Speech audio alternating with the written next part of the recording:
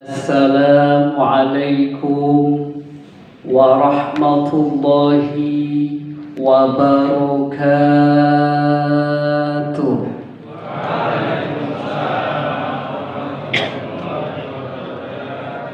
Bismillahi masyaallah, la yasrifu su'a illallah. Bismillahi masyaallah, la yasukul khaira illallah. Bismillahi masyaallah, ma kana min ni'matin faminallah. Bismillahi masyaallah, la hawla wa la quwwata illa billah. Alhamdulillah, alhamdulillahi rabbil alamin. Nasta'inu ala umuri dunya waddin. Wassalatu wassalamu ala sayyidina wa habibina wa syafi'ina wa tuhrina wa maulana Muhammadin wa ala alihi wa sahbihi ajma'in. Amma ba'du, hadratal kiram wal muhtaram, para alim, para ulama, para tokoh, wabil khusus Akhinal Karim, Ibnul Karim, Kepala Kantor Pelayanan Pajak Pratama Situbondo, Bapak Bangun Nur Cahaya Kurniawan SEMT. Ini kebetulan beliau juga orang Malang, saya lama di Malang. S1 saya 4 tahun di Malang, doktor saya juga di Malang, di UIN Maulana Malik Ibrahim Malang. Nah, spesial saya buatkan pantun untuk Pak Kepala ini. Jalan-jalan ke pasar membeli buah nanas jumbo, pulangnya lewat sawah sambil melihat orang membaca. Saya setiap bulan sering isi pengajian di Dinas Situbondo. Baru kali ini Mas Sony mengundang saya di kantor pajak.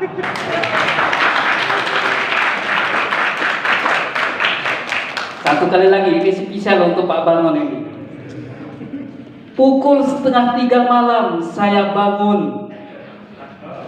Saat keluar rumah melihat langit berawan. Baru sekarang saya melihat dan berkenalan dengan Kepala Pajak Situbondo Pak Bangun. Ternyata ujung namanya sama-sama Kurniawan.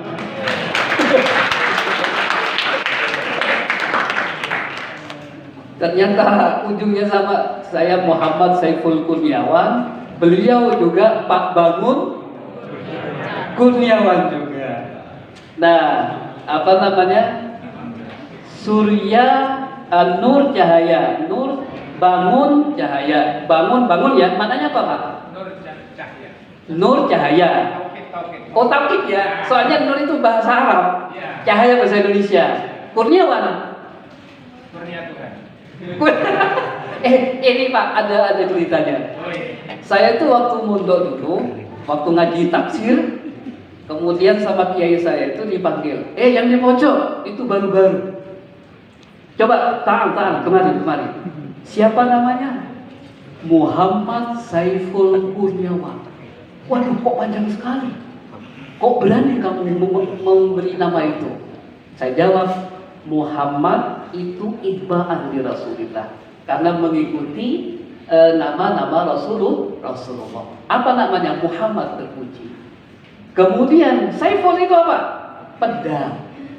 Kurniawan apa kan?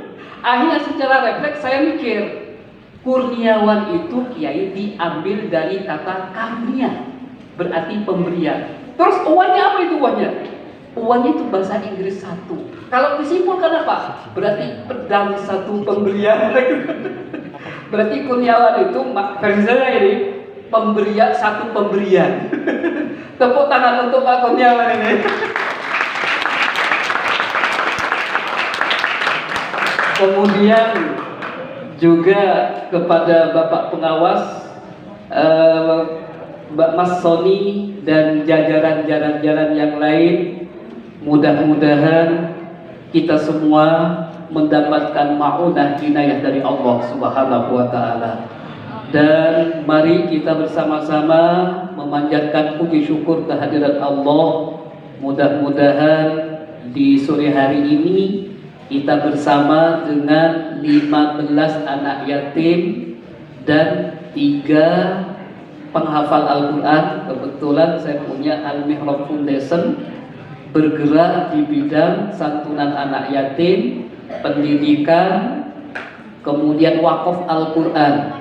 Moto saya membuat wakaf 1 juta wakaf Al-Quran untuk anak yatim penghafal Al-Quran. Alhamdulillah, insya Allah sudah ribuan yang sudah saya distribusikan, termasuk Kabupaten Situbondo. Biasanya ke Pondok Pesantren Darul Aitam Situbondo, di sini ada di sini Situbondo. Pondok Pesantren Darul Aitam itu khusus anak yatim. Alhamdulillah saya sudah 4 kali mengisi pengajian sambil memberikan wakaf Al-Quran untuk penghafal Al-Quran. Mudah-mudahan dengan doa-doanya, doa mereka saya yakin akan membelah langit. Semoga ijabah semua harapan-harapan kita diijabah oleh Allah Subhanahu wa taala. Amin amin ya rabbal alamin. Sengaja saya diundang untuk memberikan sedikit nasihat, terutama itu untuk saya sendiri, yaitu pengelolaan pajak secara profesional dan proporsional. Negara menjadi berkah perspektif Islam di kantor pelayanan pajak Pratama Situbondo. Mohon maaf Pak Bamun, background pendidikan saya itu bukan pajak, tapi saya mencoba untuk memotret perspektif Islamnya. Jadi karena S1 saya bahasa Indonesia di Malang, S2 saya manajemen pendidikan di Mahadani Sukorejo, kemudian doktor saya, S3 saya juga sama manajemen pendidikan Islam di Pasca Sarjana Maulana Malik Ibrahim Malang. Jadi saya tidak terlalu detail terhadap pajak, tapi saya ingin menjelaskan perspektif Islamnya. Kemudian next. Nah, berbicara masalah pajak di Indonesia itu mencakup sejarah panjang yang berevolusi dari upeti pada masa kerajaan melalui sistem pajak yang menindas di era kolonial hingga menjadi sistem modern yang vital untuk pembiayaan pembangunan nasional. Pada masa kerajaan, konsep pajak sudah ada, dikenal sebagai upeti atau persembahan kepada raja atau penguasa setempat. Upeti ini biasanya berupa hasil bumi, ternak atau barang-barang lainnya sebagai simbol penghormatan dan pengakuan kekuasaan raja. Sistem perpajakan yang lebih terstruktur diperkenalkan pada era kolonial, terutama oleh Inggris dan Belanda dengan tujuan utama untuk mengisi kas pemerintahan kolonial. Nah, setelah kemerdekaan Indonesia mulai merumuskan sistem perpajakan sendiri yang lebih berkeadilan. Reformasi perpajakan tahun 1983 menjadi tonggak penting dalam sejarah pajak Indonesia. Tujuannya adalah untuk menegakkan kemandirian bangsa dalam membiayai pembangunan nasional. Saat ini pajak merupakan tulang punggung penerimaan negara, digunakan untuk membiayai pengeluaran umum, pembangunan infrastruktur, layanan publik seperti pendidikan, kesehatan, serta kesejahteraan. Bayangkan, seandainya tidak ada pajak, bisa jadi Situbondo akan gelap. Seandainya tidak ada pajak, maka jalan-jalan di daerah pedalaman itu tidak mungkin diaspal. Maka kami sebagai rakyat Indonesia mengucapkan jazakumullah atas jasa-jasa jenengan, selalu untuk mengelola pajak untuk kami rakyat Indonesia. Mudah-mudahan kalian, kita semua mendapatkan inayah, ma'unah, hidayah dari Allah Subhanahu wa Ta'ala. Amin amin ya rabbal. Next, bayangkan pajak itu sangat penting. Kenapa penting? Urgensi pajak dalam pembangunan negara. Bayangkan, suatu pagi ketika listrik tiba-tiba padam, tidak kembali menyala, jalanan penuh lubang tanpa perbaikan, rumah sakit kewalahan tanpa fasilitas, dan sekolah negeri tak lagi gratis. Ini bukan skenario film distopia, melainkan simulasi fiktif yang bisa saja jadi kenyataan jika seluruh masyarakat memilih untuk tidak membayar pajak. Pajak adalah pondasi dari sistem gotong royong negara modern. Tanpa kontribusi dari pajak, negara akan kehilangan alat utama untuk menyediakan layanan dasar dari rakyatnya. Berdasarkan laporan anggaran pendapatan dan belanja negara APBN 2025, lebih dari 82,1% pendapatan negara berasal dari perpajakan, mulai pajak, bea dan cukai, naik dari 77,5% di tahun sebelumnya. Artinya tahun ini peningkatannya cukup signifikan. Tahun kemarin hanya 77%. Tahun ini naik signifikan mencapai 80% lebih. Dan mari kita doakan mudah-mudahan program dari kantor pajak itu sesuai dengan target. Kata beliau, saya mengutip, kata beliau itu, kita hanya wajib berusaha. Hasilnya itu terserah Allah Subhanahu wa Ta'ala. Istilah Arabnya al-insan bitafkir wallahu bitakdir. Manusia itu hanya hanya berusaha. Masalah berhasil dan tidaknya itu atas skenario Allah Subhanahu wa Ta'ala. Allahumma shalli ala Muhammad. Kemudian next, saya mencoba pengelolaan pajak di masa Rasulullah. Ada sebagian gelintir orang yang mengatakan bahwa pajak tidak ada di masa Rasulullah. Ada yang mengatakan bahwa tidak wajib rakyat Indonesia itu mengeluarkan pajak karena itu bukan produk Islam, kata sebagian orang. Padahal kalau kita lebih cermat mengkaji sirah nabawiyah, ternyata sistem perpajakan dalam Islam sudah dikenal sejak zaman Rasulullah. Saat Rasulullah menjalankan roda pemerintahan, pendapatan negara diperoleh dari 5 sumber utama. Yang pertama, harta rampasan perang atau dikenal dengan ghanimah. Harta kekayaan yang diambil dari musuh namanya harta fai. Kemudian zakat, pajak tanah yang dikenal dengan khurraj, dan yang terakhir yaitu pajak kepala yang dikenal dengan jizyah. Inilah sumber utama ketika pendapatan itu diambil oleh Rasulullah Sallallahu Alaihi Wasallam. Artinya bahwa pajak itu memang ada sejak zaman Rasulullah Sallallahu Alaihi Wasallam. Next.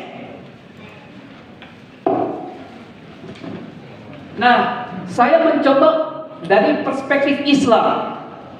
Ada sebuah hadis, qala malul masalih la yajuzu sarfuhu illa liman fihi maslahatun amatun aw huwa muhtajun ajirun. Harta untuk kepentingan umum tidak boleh digunakan kecuali untuk orang yang memberikan kemaslahatan umum, untuk orang yang sangat membutuhkan. Dalam hal ini pajak dianggap sebagai solusi, problem solving untuk memenuhi kebutuhan negara demi kemaslahatan umum. selama tidak ada cara lain yang mencukupi.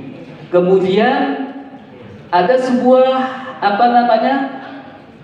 pendapat yura fi husuli iradati daulah al-'adl wal musawah.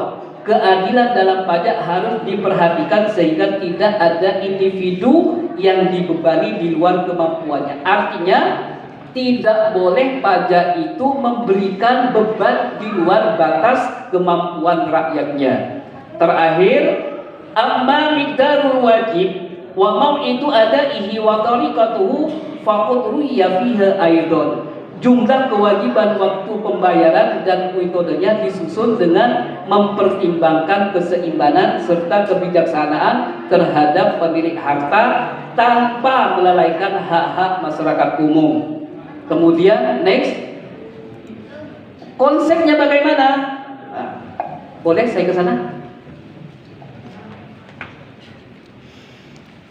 Jadi kiat sukses mengelola pajak, yang pertama simplifikasi regulasi dan produk dan prosedur.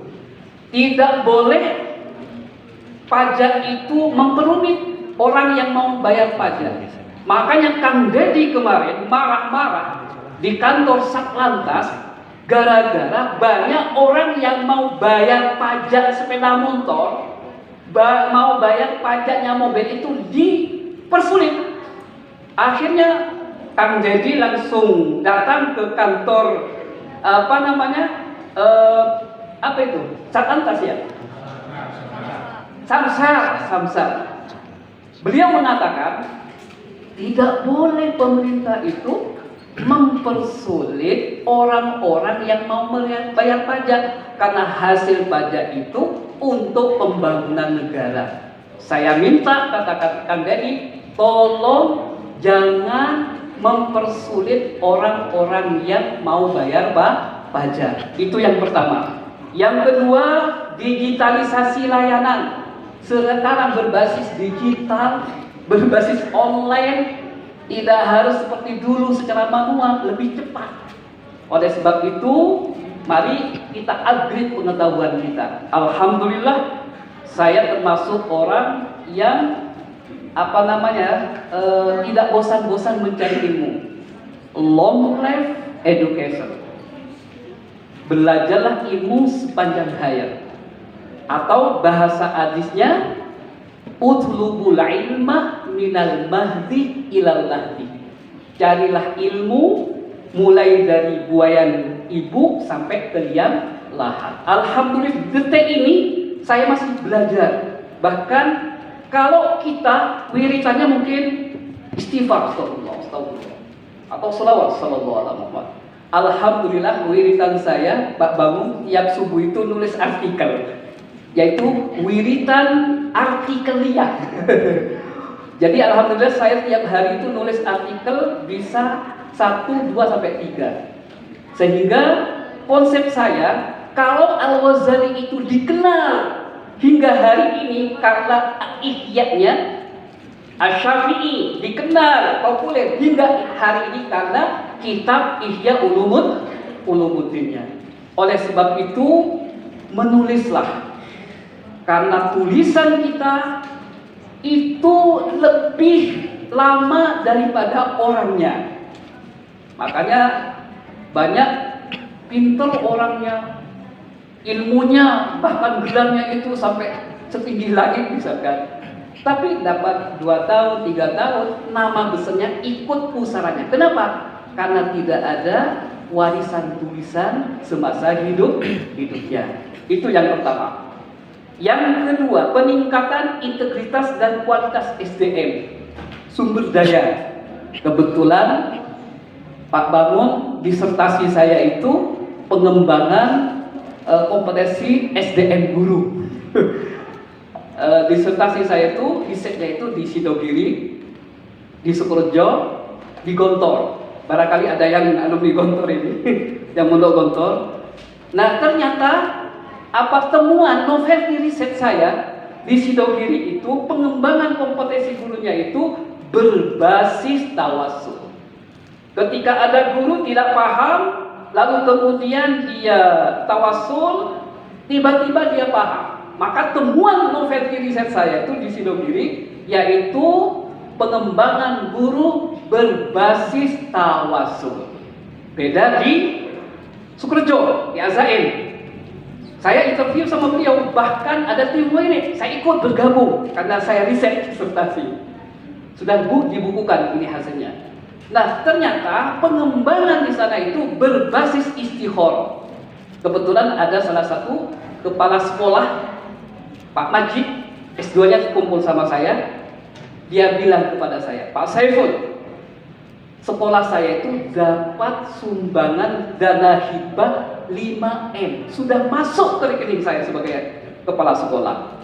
Kemudian Suan sama Ki Azaim, Kiai, alhamdulillah lembaga kami SMA dapat dana hibah 5M. Tunggu, saya mau istikharah dulu. Saya ketuk langit, baik apa tidak dana itu. Akhirnya istikharah beliau. Dapat 1 minggu dipanggil lagi Pak Majid itu. Tolong dana itu dikembalikan ke pemerintah.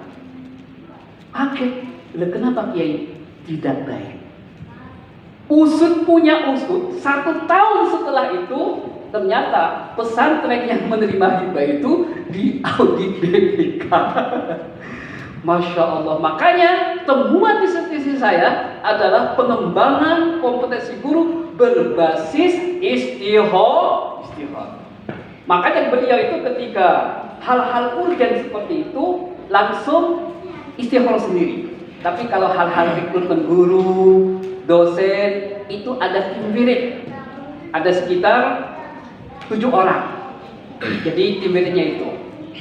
Kemudian yang terakhir di Gontor, saya sering ke Gontor karena riset. Di sana itu ketika ada rekrutmen guru, Anda bisanya apa?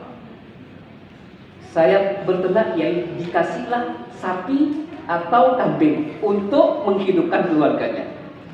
Anda masuk pesantren ini bisanya apa? Saya bertani, Kiai, diberikan sepetak sawah. Artinya guru-guru di sana itu diberdayakan melalui entrepreneur. Jadi guru-gurunya itu diberikan lahan-lahan usaha untuk menghidupkan dirinya dan menghidupi keluarga, sehingga hasil disertasi saya di sana itu pengembangan kompetensi guru berbasis entrepreneur.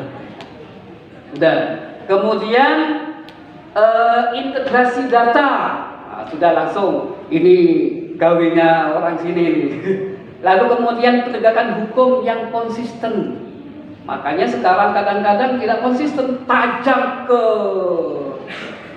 bawah, tumpul ke atas. Masya Allah.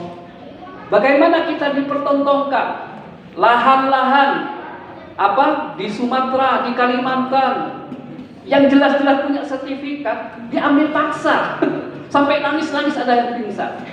Tetapi kalau sudah berkaitan dengan pejabat negara, itu seolah-olah tumpul hukum itu. Makanya maju dan tidaknya sebuah negara, bagaimana hukum tersebut harus konsisten. Dan terakhir, edukasi dan sosialisasi intensif. Kadang-kadang banyak masyarakat itu tidak tahu bagaimana cara untuk membayar pajak. Kebetulan, mohon maaf, saya ini pengelola yayasan. Di Bondowoso saya mendirikan yayasan sekitar 25. STP-nya apa? Kartu pajak itu apa namanya? Buatnya di sini saya, rombongan kadang-kadang di belakang kartu itu. Jadi sama pengurus yayasan, buatnya di sini saya. Makanya ketika saya masuk UP, kok di sini? Saya sering di sini soalnya membuat itu pajak itu. Dan saya yayasan saya punya apa namanya itu? MPW. Punya saya Pak Bangun itu. Dan yang saya dirikan itu sekitar 25 yayasan. Nah, kemudian next. Nah, kesimpulannya pemerintah yang transparan dan efisien dalam mengelola penerimaan pajak serta wajib pajak yang sadar dan patuh terhadap kewajibannya akan menciptakan ekosistem fiskal yang kuat untuk pembangunan nasional. Hal ini pernah disinyalir oleh Rasulullah SAW dalam sebuah hadisnya, "Idza amila ahadukum amalan ayyudhinahu." Barang siapa orang yang diberikan amanah pekerjaan harus itkon, harus profesional, harus benar-benar orangnya, harus punya pakar. Makanya semakin gelar ke atas itu kepakarannya itu semakin mengerucut begini Pak, piramida itu. Makanya kalau ada doktor, ada profesor, semuanya dibahas, dipertanyakan gelarnya itu. Kenapa? Karena semakin mengerucut, semakin tinggi gelar itu, kepakarannya itu hanya satu. Saya, doktor saya itu hanya menjadi pengembangan burung, tidak lebih. Makanya kalau saya ditanya tentang pajak, tidak tahu saya. Kenapa? Karena bukan bidang saya. Makanya ketika ada profesor, semuanya dijawab, semuanya dijawab. Makanya kata siapa itu? Fashhadu innahu minal juhala. Sesungguhnya itu adalah orang-orang bodoh. Makanya indikator seorang yang hebat, indikator seorang yang berwawasan itu bukan banyak menjawab, tapi banyak bertanya. Oleh sebab itu, mari kita komitmen, kita sadar diri, kita upgrade, kita kembangkan potensi diri untuk mengelola pajak ini supaya negara ini kuat. Terakhir, ada sebuah kaidah, idza wusidal amru liwairi ahlihi fantadiris. Apabila sesuatu pekerjaan diberikan kepada orang yang bukan ahlinya, fantadiris sa'ah, maka tunggu kehancuran. Saya yakin dilihat dari wajah-wajahnya Bapak Ibu, dilihat dari body language-nya, karena saya bisa menilai, karena kan saya konsultan keluarga juga. Jadi dari duduknya, dari wajah-wajahnya, termasuk orang-orang hebat semuanya. Dilihat wajah-wajah ibu itu, keibuan semuanya. Mudah-mudahan Bapak Ibu semuanya diberikan keberkahan oleh Allah Subhanahu wa taala. Mudah-mudahan rezekinya mudah-mudahan dilapangkan oleh Allah. Yang belum punya jodoh, mudah-mudahan segera diberikan jodoh. Yang belum punya anak, mudah-mudahan segera diberikan momongan. Yang belum punya mantu, segera diberikan mantu. Soalnya anak saya belum punya mantu saya. Pak, jenengan anaknya nomor berapa? Yang pertama itu? Hah? Dua-dua sudah kuliah. Sampun ya? Belum punya mantu. Sama, saya belum juga. Saya minta doanya sama jenengan anak yatim ibu, mudah-mudahan saya itu disegerakan punya mantu. Kenapa? Sebagai ayah, mau ngambek bisa mature ya? Bisa ngerti mature? Sakoni, orang tua mau ngabas aki anak aja serem melesat tadi mantu tadi bekal, sesapa, betul tidak? Betul tidak? Kalau sudah anak,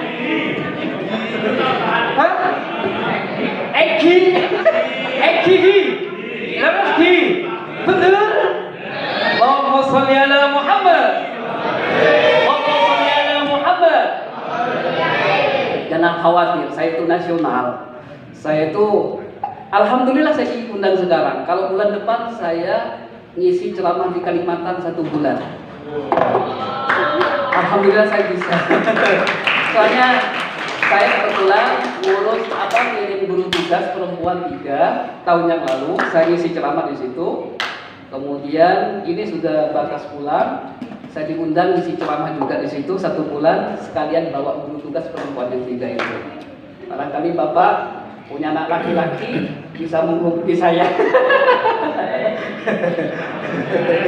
Siapa tahu ya. Solihat dia guru tunggal ada di Kalimantan. Allahumma sholli ala Muhammad. Nah, keywordnya, kata kuncinya, sesi terakhir saya minta, kalau ini ada teori, ini teori ini, ada sekolahnya ini, walaupun dengan tidak mendengarkan ceramah saya, bisa baca buku, bisa di Google, bisa itu. Tapi kalau yang berbasis langit, nah ini harus ada riwayat, harus ada kitabnya. Saya kebetulan sebelum menjadi akademisi, saya pondok pesantren. Saya sama dengan beliau, mondok lulus SD, saya mondok pesantren, full kitab kuning melolong, kitab kuning, beli kitab saya dempuan itu. Jadi kitab saya itu full kitab kuning. Habis itu pindah ke Petuk Lirboyo 2 tahun. Jadi sekitar 15 tahun saya full kitab kuning. Saya itu kuliah Bapak Ibu sudah keluarga. Dan tanya ini istri saya. Saya nikah dapat berapa hari langsung kuliah S1 di Malang. Jadi istri saya itu sering ditinggal. 1 minggu saya ke Malang. S2 belum selesai, di ijazah belum selesai, akhirnya saya kuliah S2. Ditinggal lagi, tiap minggu saya nginep. Saya daftar iseng ke program doktor. Istri saya buka, bi ya. Namanya Abi ada katanya. Alhamdulillah, di satu sisi saya itu senang, tapi di sisi lain tidak punya uang untuk daftar. Makanya doktor saya ini Pak, doktor ini oleh urunan, tahu urunan? Apa itu urunan? Bahasa Indonesianya itu? Iuran, saya tidak punya uang. Tanya istri saya itu. Jadi waktu diterima, di plan kurang berapa hari, saya hubungi teman-teman. Alhamdulillah, mohon doanya saya diterima di program doktor. Mohon doanya dan juga mohon bantuannya. Akhirnya ada yang transfer 500, ada yang 1 juta. Di lain pagi selesai terakhir pendaftaran terakhir, malam sudah pas, tak orang tak lebih pas itu. Makanya dokter saya itu oleh urunan. Makanya perjalanan pendidikan saya itu jangan dikira saya anaknya kiai, bukan. Bapak saya bukan pegawai negeri, bukan. Tahu enggak? Bapak saya itu tukang becak. Tahu tukang becak? Tukang becak. Makanya saya nulis buku, judulnya Anak Tukang Becak Jadi Dokter, dan sudah terbit itu. Silakan cek di Goepedia. Oleh sebab itu, mari kita investasi terbesar kita itu adalah anak. Dan alhamdulillah anak saya semuanya yang 3-tiganya itu adalah penghafal Al-Quran. Saya nulis buku, Mas Sony kalau tidak salah, yang beli. Langkah orang tua menghantarkan anak menjadi seorang sarjana yang penghafal Al-Quran. Dan itu bukan teori, itu adalah usaha saya menghantarkan anak-anak saya kuliah di Jogja dan menghafal Al-Quran. Saya doakan mudah-mudahan anaknya Bapak Ibu semuanya soleh-solehah. Mudah-mudahan yang saat ini ujian, mudah-mudahan digampangkan oleh Allah Subhanahu wa Ta'ala. Mudah-mudahan yang punya masalah, mudah-mudahan diangkat masalahnya oleh Allah Subhanahu wa Ta'ala. Al-Fatihah.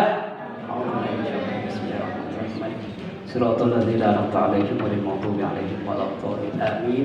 Saya minta 2 orang untuk bertanya tentang apa saja. Jangan pajak ya, jangan pajak. Saya bukan ahlinya. Selain itu terserah. Barangkali kita diskusi hanya 2 saja. Untuk sementara itu presentasi saya tentang masalah pengembangan. Terima kasih, mohon maaf. Assalamualaikum warahmatullahi wabarakatuh.